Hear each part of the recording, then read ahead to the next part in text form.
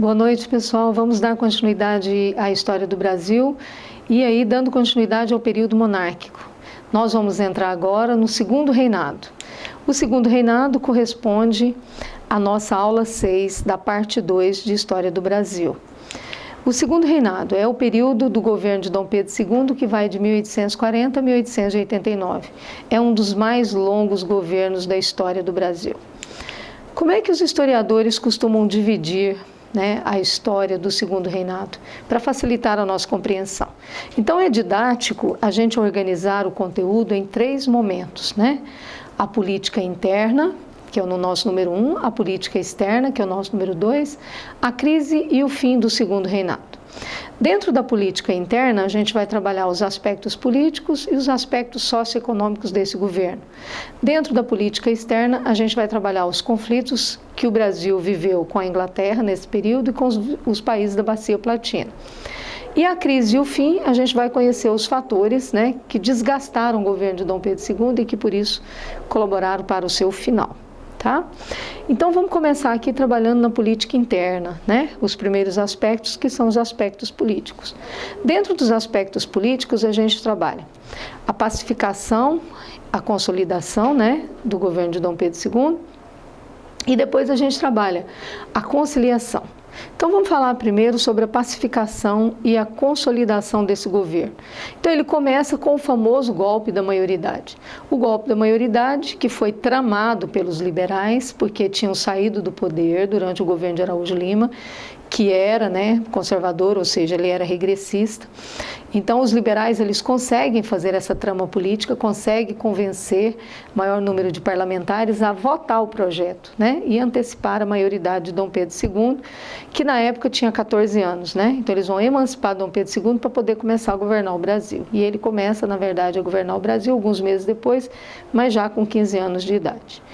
Bom, uma das primeiras medidas, depois que Dom Pedro II assume o poder, é convocar eleições para formar, obviamente, um novo Congresso Nacional e formar um novo ministério. Então, nessas eleições,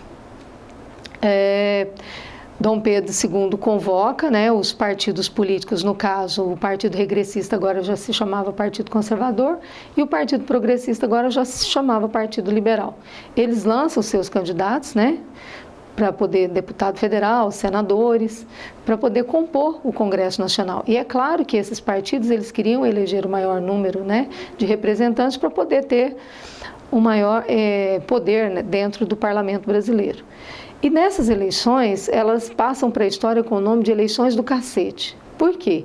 Pela violência utilizada, principalmente pelos liberais, durante o momento anterior e até no dia da própria eleição. Na época em que eles estavam fazendo ainda as propagandas políticas para os seus candidatos, eles já usavam de muita violência, mas no dia das eleições, de fato, a violência foi muito grande. Por quê? Porque o Partido Conservador, por ser do governo do próprio rei, o José Bonifácio, que era o tutor de Dom Pedro II, ele era regressista, ele era conservador. Então, a maior parte da população tendia a votar, obviamente, nos conservadores. Não se esqueça que o voto no Brasil nesse período ele era censitário. Só votava quem ganhava um X valor, quer dizer, era só elite, E o voto era indireto e em 2 instâncias. Então, não existia participação popular. No caso aqui, nós estamos falando de uma classe alta, da elite brasileira. Bom, então nessas eleições ocorre uma violência assim, descabida por parte dos liberais que, por desespero, para ganhar as eleições, para ter maioria no Congresso, eles vão roubar urnas, eles vão bater em pessoas e etc. Bom, resultado, eles terminam vencendo as eleições. Só que, obviamente, os conservadores não aceitaram os resultados das eleições de jeito nenhum, reclamaram para Dom Pedro II, que realmente constatou as fraudes eleitorais, foi lá, anulou o resultado das eleições e convocou novas eleições. Nessas novas eleições, os conservadores vencem, eles conseguem o maior número de cadeiras dentro do Congresso Nacional. E os liberais perdem, só que eles não aceitam a perda dessas eleições. E aí eles começam rebeliões, principalmente em Minas Gerais e São Paulo. Isso passa para a história com o nome de revoltas liberais. E Dom Pedro II reage com muito autoritarismo, com muita violência, né? Inclusive, ele convoca até a Guarda Nacional de Minas e São Paulo para poder conter os liberais, muitos são presos. Então, por isso que eles falam de pacificação, né? Por quê? Porque foi usado muita violência por parte do governo para pacificar os revoltosos. Inclusive, nesse período, não se esqueçam, né? Que já estava terminando aí a sabinada, já estava terminando a balaiada, e foi usado de muita violência para poder conter esses movimentos, né? A cabanagem também termina em 1840, né? A balaiada em 1841. Então, por isso que eles falam de pacificação, quer dizer, a pacificação é a forma prática que o Brasil usa, né? A violência descabida contra, geralmente, os membros insatisfeitos, né, de alguns setores sociais do Brasil. E nesse contexto de pacificação e consolidação também acontece a Revolução Praeira. A Revolução Praeira, na verdade, foi o último movimento armado e que demonstra insatisfação em relação ao governo monárquico, né? A Revolução Praeira, ela aconteceu no Pernambuco e é uma revolução que foi influenciada, inclusive, por um contexto externo, de uma outra revolução que aconteceu, né, na Europa, que é a chamada a Primavera dos Povos. Foi um movimento extremamente importante, né, da história mundial. A Primavera dos Povos era um movimento popular, liberal e democrático, né, em que a maior parte dos participantes eram trabalhadores assalariados e que lutavam por melhores condições de vida, inclusive pela democracia. Esse movimento vai, inclusive, influenciar a Revolução Praeira, né? Mas quais foram os fatores, né, desencadeadores desse movimento? Então, de novo, era aquela briga entre os liberais e os conservadores, né? Na época, os pernambucanos, eles estavam muito insatisfeitos com a indicação, né, de senadores conservadores para ocupar os cargos na cadeira no Senado. E tinha sido destituído do poder um pernambucano liberal chamado Antônio Chichorro, né, da Gama. Bom, esse veto em relação à indicação dele foi o que desencadeou, né, a própria rebelião. E por que o nome Praeira? Porque os liberais, eles costumavam se encontrar na Rua da Praia, na cidade de Recife, aonde eles tinham um jornal, que era uma sede em que eles usavam para poder discutir seus planos políticos e etc. Então, os praeiros, né, eram liberais, na verdade, de Pernambuco, insatisfeitos com o autoritarismo do governo, com a centralização política, com a falta de liberdade, né, com a censura estabelecida pelo governo, com o poder moderador, quer dizer, a insatisfação deles era muito grande. E as principais reivindicações deles eram, na verdade, por um governo que desse mais autonomia para a província, que colocasse fim à censura e que democratizasse o regime. Essas eram algumas das reivindicações mais importantes. Durante o movimento, eles chegaram a fazer um documento que eles mandaram depois editar em vários jornais, inclusive no próprio jornal deles, né, que passou para a história com o nome de Manifesto ao Mundo. Nesse manifesto, eles exigiam, né, a independência dos três poderes, o fim do poder moderador, que eu falei para vocês que era uma das reivindicações, né, o voto livre e universal, a nacionalização do comércio e do varejo, quer dizer, na verdade era um movimento que demonstrava uma certa xenofobia em relação ao domínio local dos portugueses, né, que tinham um monopólio comercial. Isso era uma realidade praticamente no Brasil todo.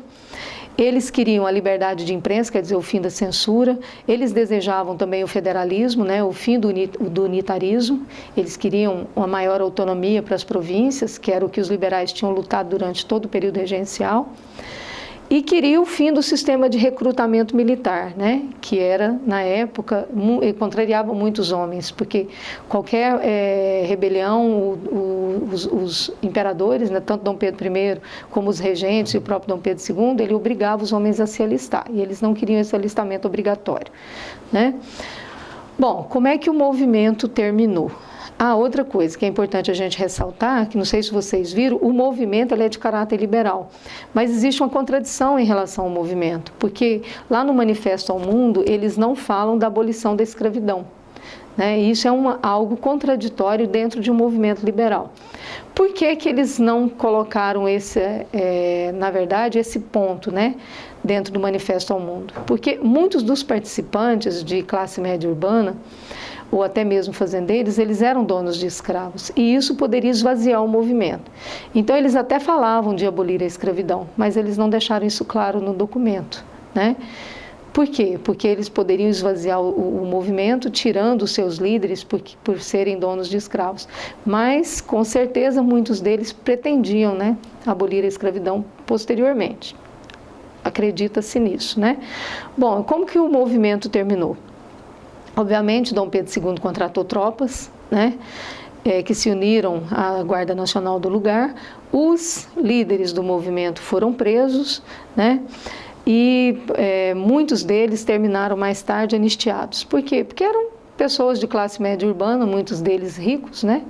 E acabaram conseguindo o perdão, a anistia do governo, e muitos buscaram asilo político em outros países e acabaram saindo do Brasil.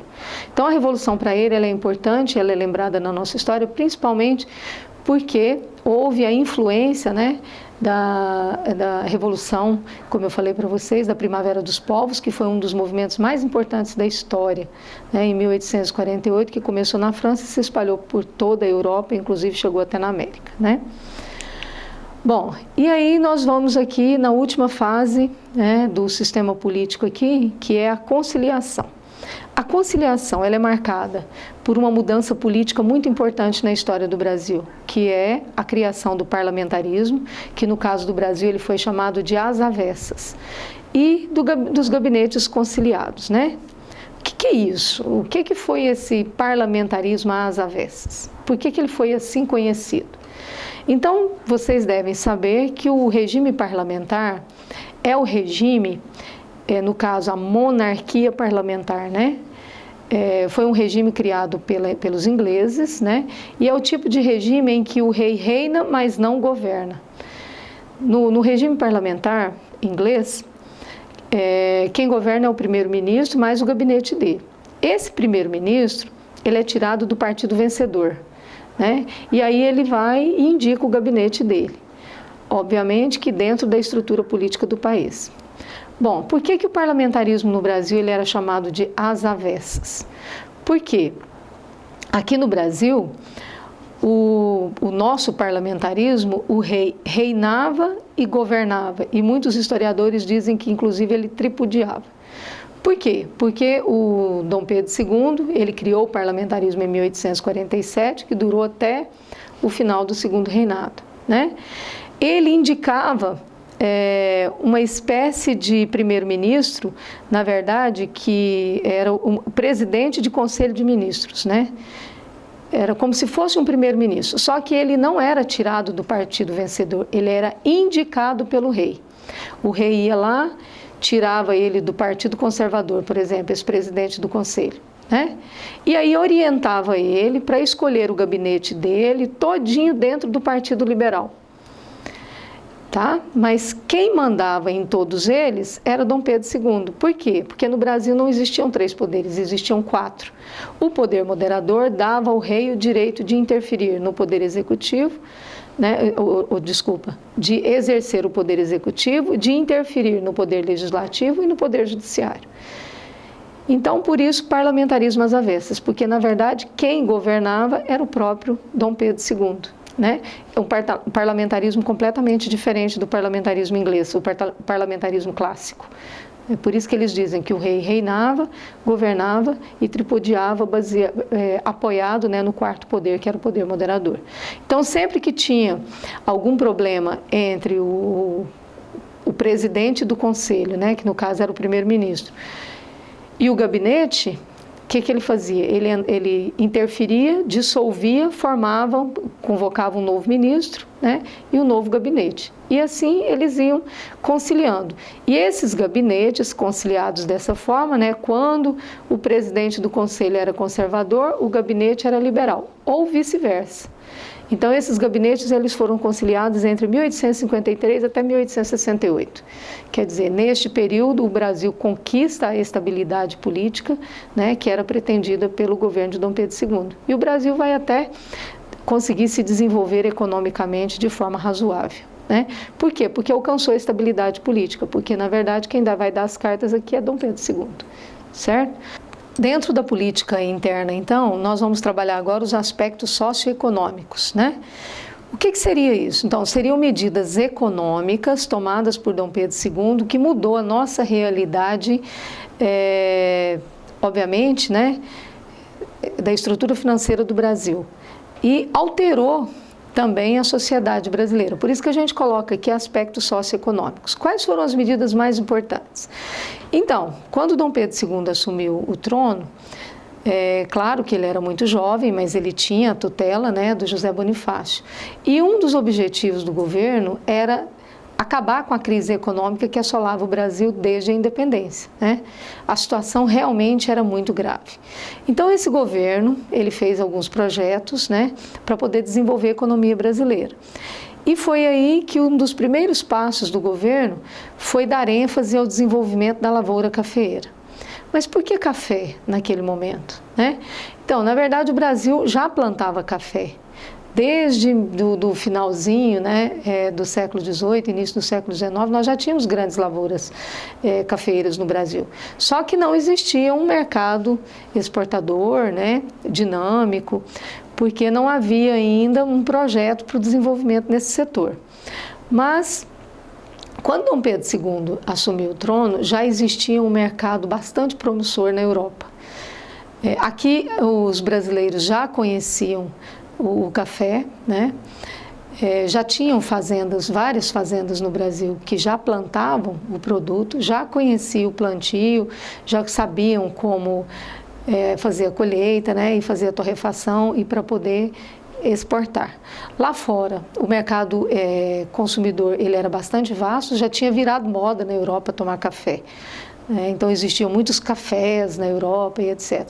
O café ele era considerado um produto afrodisíaco, né? E que o povo estava muito afim, né, de consumir. O preço era compensador. Nós tínhamos em várias regiões do Brasil clima e solo favoráveis, né? Então quer dizer, ele juntou tudo isso, né? O café ele é originário, né, da Etiópia, que era a antiga Abissínia. Foi levado, né, trazido pelos portugueses, né, para o Brasil, mas isso da Guiana Francesa. Um português que tinha uma amante lá na Guiana Francesa trouxe algumas mudas, distribuiu no Brasil e no início eles plantavam café por hobby, né? E depois, quando o mercado começou a ficar realmente compensador, eles começaram a fazer pequenas exportações. Quando Dom Pedro II assumiu o trono, o mercado do café já era bastante promissor. Então, o governo vai dar ênfase à produção de café, vai começar a distribuir recursos, né, para os fazendeiros que queiram realmente plantar o café para exportação. Então, o governo vai estimular dois setores primordialmente. Ele vai investir dinheiro no desenvolvimento da lavoura cafeeira e vai fazer também um outro projeto de desenvolvimento da indústria no Brasil. Então, esses são os dois principais pontos, o desenvolvimento da lavoura cafeeira e o estímulo à industrialização. Mas o que isso gerou? Olha só, o desenvolvimento da lavoura cafeeira acabou aumentando o tráfico negreiro. Por quê? Porque se você começa a plantar o café, você precisa de aumentar a mão de obra, né? E no caso, a mão de obra no Brasil era escrava e os escravos que vinham da África. Então, se começou a aumentar a produção, é claro que eles vão precisar trazer mais escravos para cá. Só que, trazendo mais escravos para cá, nós estávamos tirando da África, né, o mercado consumidor da Inglaterra lá. Porque lá na África, muitos desses africanos de algumas aldeias que não tinham sido ainda dominadas por outras aldeias, os negros lá eles ainda eram livres, né? Porque vocês sabem que o continente africano ele era escravista nesse período. E as aldeias elas entravam em guerra, né, às vezes os próprios reinos ou impérios, e quando um dominava o outro, né, os soldados capturados eles eram feitos escravos e eles eram vendidos, né? Então, obviamente, para os comerciantes portugueses, ingleses, holandeses e etc. Então, quando aumenta o tráfico negreiro, nós vamos causar uma indisposição com a Inglaterra. Na verdade, duas, né? Porque a gente está tirando o mercado consumidor da Inglaterra lá na África. E a gente aqui, nós estamos descumprindo algumas leis que o Dom Pedro I, desculpa, tinha assinado com a Inglaterra, lá em 1831, né? Que foi leis que passaram para a história com o nome de leis para inglês ver, porque ele tinha prometido diminuir o tráfico negreiro e essa lei, na verdade, ela nunca tinha sido colocada em prática, né? Então, aqui no Brasil, trazendo escravos, a gente também diminuía o mercado consumidor, porque escravo não consome produto industrializado porque eles não eram assalariados. Então, a gente prejudicava a Inglaterra duplamente, né? Então, a gente trazia o escravo lá da África, diminuía o mercado consumidor dela lá. E aqui a gente impedia que o nosso mercado consumidor crescesse, né? Em relação à indústria, o estímulo à industrialização, o governo também vai criar algumas leis para poder estimular a industrialização no Brasil. A primeira lei que o Brasil criou foi a lei chamada de Tarifa Alves Branco. A Tarifa Alves Branco, ela substituía aquela lei que a gente estudou lá no primeiro reinado, que tabelava o preço dos impostos no Brasil, né? Que colocava assim 24% de imposto para os brasileiros, 15% para os ingleses, né? E 16% para os portugueses. Depois que o Brasil ficou independente, já não existia mais 16% para os portugueses, era 15%, né? Para as nações externas e 24% para os brasileiros. Bom, a Tarifa Alves Branco, ela mudava essa realidade, ela alterava essa lei de impostos, né? Por quê? O que ela tinha feito? Então, ela tabelava na seguinte proporção agora. Os produtos que os brasileiros fossem produzir, se os ingleses quisessem vender o mesmo produto aqui, ele pagaria 60% de imposto. Os produtos que o Brasil não produzisse e a Inglaterra quisesse vender aqui, os brasileiros pagariam, os ingleses pagariam 30%. Né? Então, é óbvio que essa lei, a Tarifa Alves Branco, prejudicava muito a Inglaterra em termos econômicos, né? Porque é claro que o Brasil praticamente não produzia nada, né? E praticamente quase todos os produtos eram vindos da Inglaterra. E agora, com essa nova tarifa, a Inglaterra foi muito prejudicada. Então, nós prejudicamos a Inglaterra com o aumento do tráfico negreiro e prejudicamos a Inglaterra com a criação da Tarifa Alves Branco, né? E foi aí que a Inglaterra, na época, vai aprovar uma lei chamada Bill Aberdeen. O Bill Aberdeen foi uma lei internacional que a Inglaterra conseguiu ratificar. Era uma lei inglesa que ela conseguiu ratificar internacionalmente, ou seja, todos os outros países da Europa apoiavam a Inglaterra. O que era o seu Bill Aberdeen? O Bill Aberdeen dava aos ingleses o direito deles prender, interceptar e afundar navios que tivessem traficando escravos. Ou seja, na época, a Inglaterra, ela se coloca como defensora dos africanos, né? Contrária ao tráfico de escravos, defensora dos negros que até então tinham sido, né, por mais de 300 anos traficados. A Inglaterra, que nos 2 séculos anteriores tinha sido a maior traficante de escravos do mundo, agora ela tinha se tornado, né, a defensora deles. Por quê? Porque a Inglaterra estava em plena Revolução Industrial. Não era mais interessante para a Inglaterra que as colônias americanas mantivessem mão de obra escrava. Por quê, gente? Como eu já disse, o escravo não ganhava salário, né? Então, ele não era mercado consumidor. Então, a Inglaterra queria que a escravidão na América fosse abolida e que o tráfico de escravo fosse rompido. E que os trabalhadores no Brasil se tornassem assalariados, para aumentar o mercado consumidor, óbvio. Então, por isso a Inglaterra foi lá e aprovou o Bill Aberdeen, né? Então, com a criação do Bill Aberdeen, o Brasil foi muito pressionado, né? Inclusive, os ingleses chegaram a prender navios negreiros em portos do Brasil. Qual que era a intenção da Inglaterra com isso? Era desencadear uma guerra com o Brasil, né? A Inglaterra queria que Dom Pedro II declarasse guerra a ela. Obviamente, ela ganharia a guerra, né? E aí ela iria obrigar o Brasil a assinar acordos desiguais e fazer o que ela queria. Só que Dom Pedro II não caiu nessa. né? O que ele fez? Ao invés dele declarar guerra à Inglaterra, ele pressionou para se aprovar uma lei proibindo o tráfico de escravos no Brasil. E essa lei, aprovada em 1850, chamada Lei Eusébio de Queiroz, ela vai mudar a realidade econômica e social do Brasil. Ela é muito importante, porque ela desencadeia uma mudança bastante significativa, como vocês podem perceber aqui. Olha só, então a Lei Eusébio de Queiroz era a lei que colocava fim ao tráfico de escravos, não à escravidão. Olha o que a Lei de Eusébio de Queiroz vai provocar. A primeira coisa, né, a diminuição significativa da mão de obra, porque não chegava mais escravos aqui. Então, os escravos que tinham aqui foram diminuindo gradativamente. No início, o que os fazendeiros fizeram? Eles praticaram o tráfico interprovincial. Né? Começaram a comprar escravo de outras províncias, mas vocês sabem que o tempo de vida médio do escravo era muito curto, então eles acabavam morrendo e ia faltando mão de obra. Depois, né, eles aproveitavam também a mão de obra de alguns retirantes, né, de algumas pessoas muito pobres que viviam e que queriam ir para as lavouras, mas isso não era suficiente para poder atender a demanda, né, dos fazendeiros, principalmente em São Paulo e no Rio de Janeiro na época. Bom, então a solução encontrada pelo governo foi trazer imigrantes da Europa para cá.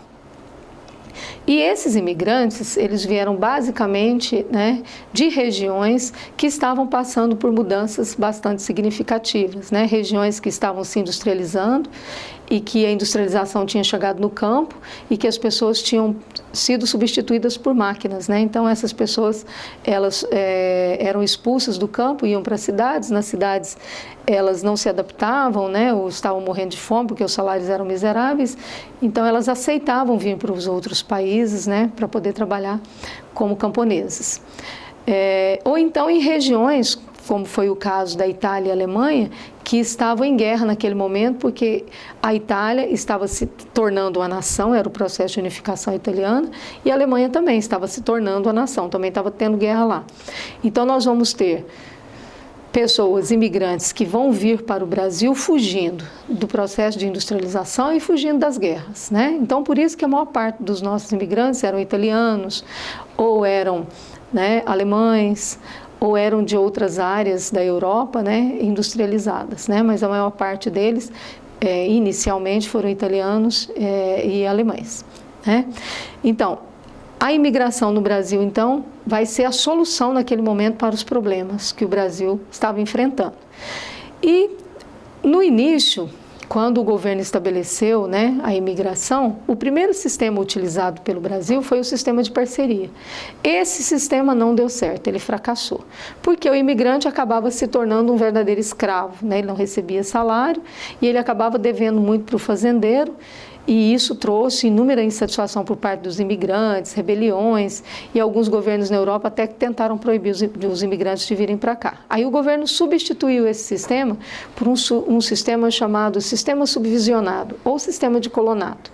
Esse sistema era um sistema em que o governo subsidiava o imigrante, trazia ele para cá, mas com tudo pago, né? E esse imigrante ele já vinha com um contrato de trabalho, né, já assinado e estipulado o salário que ele iria receber pela plantação da quantidade de café que ele iria produzir, né? Esse sistema ele foi extremamente importante, foi o sistema que deu certo e que provocou aquela transição que nós vamos passar por ela, a transição do escravismo para o capitalismo, né? A transição da mão de obra escrava para o trabalho imigrante e assalariado. Olha só a importante mudança que está acontecendo na sociedade brasileira, né? Bom, mas na mesma época que o governo estabeleceu a imigração, o governo também aprovou a Lei de Terras. Por quê? O que era a Lei de Terras? A Lei de Terras, ela tornava as terras no Brasil, que eram terras devolutas, em propriedade privada. Antes as terras eram devolutas. Qualquer pessoa que quisesse um pedaço de terra, ele podia invadir aquela terra, desde que não tivesse ninguém vivendo ali, né? Começava a plantar ali e pagava os impostos devidos, né? Ele se tornava um posseiro daquilo ali. Isso era comum no Brasil. Mas, para evitar que o imigrante se tornasse posseiro, né, o governo então criou a famosa Lei de Terras, tornou a terra propriedade privada. Para você viver na terra agora, você tem que ter o documento da terra, né? Você tem que comprar ela. Então, isso acabou gerando duas novas situações no Brasil. Quem vai comprar a terra é quem tinha dinheiro. Então, isso vai gerar uma concentração fundiária, né? Vai começar a surgir aquelas imensas fazendas que dominam o Brasil até hoje.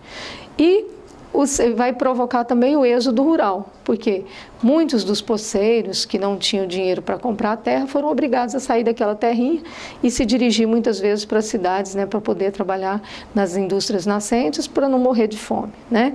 Então, a lei de terra gerou a concentração fundiária, gerou o êxodo rural, né?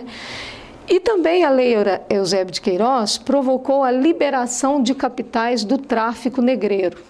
Olha só que importante isso aqui, porque os traficantes de escravos eram uma classe social riquíssima no Brasil. Quando o governo aprovou a lei Eusébio de Queiroz, eles não podiam mais traficar, não podiam mais comprar escravos da África. Então, o que eles vão fazer com esse dinheiro? Então, esses traficantes de escravos, eles vão investir esse dinheiro deles em dois setores. Muitos vão investir nas lavouras de café e muitos vão investir nas indústrias. E, às vezes, esse mesmo fazendeiro que investia na lavoura de café também investia na criação de indústrias, porque já existia um estímulo, né, com a lei da tarifa Alves Branco, para poder produzir indústrias. Então, com a liberação de capitais, nós vamos ver surgir no Brasil várias pequenas indústrias e vamos ver as lavouras de café crescerem ainda mais. Olha o que isso vai gerar no Brasil, então.